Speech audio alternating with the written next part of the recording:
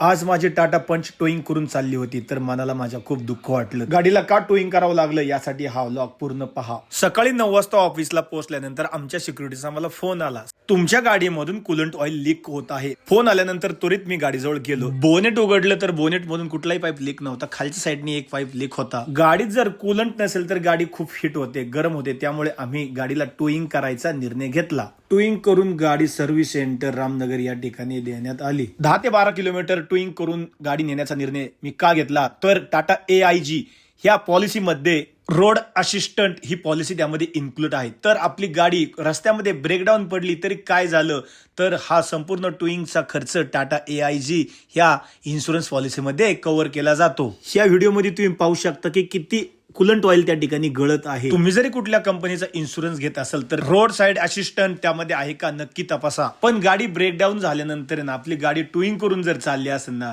तर खरंच मनाला खूप दुःख होतं. कारण आपण चालवते असणारी गाडी दिसायला कशी दिसते आणि टोईंग करून जाताना गाडी कशी दिसते यात खूप जमीन आसमानचा फरक आहे. सर्व्हिस सेंटरचा फोन आला, म्हटले कालचा होज पाईप आहे ना हा ब्रेक झालेला आहे, तो बदलावा लागेल आणि तुम्हाला गाडी उद्या मिळेल.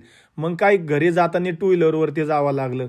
आमचे नादेडकर साहेब आहे त्यांच्या गाडीवरती, मग मी निघालो घरी टू व्हीलरवर जर जायचं म्हटलं ना तर अख्खा फुफट्यानी पांढरं होतंय. पावडर लावायचीच गरज नाही, एवढा फुफटा आहे रस्त्यावरती. पण कसं मग आता आपल्याला सोय नाही, साहेबांसोबत गेलो मग घरी.